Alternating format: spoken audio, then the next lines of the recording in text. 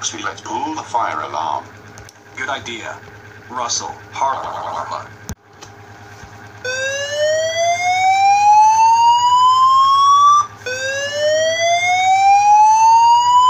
Russell, Coight, and Huxley, come to the principal's office right now.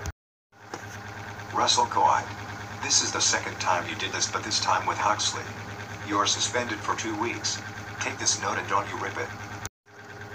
And as for you, Huxley, You are expelled forever. If I see you at this school, you will be arrested for 100 years. Go home right fucking now.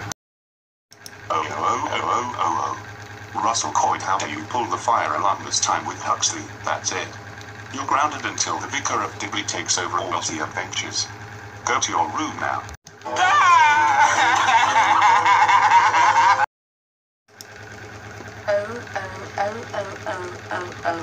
Huxley, how dare you pull the fire alarm with Russell Coight? That's it. You're grounded until your business shuts down forever. Go to your room now.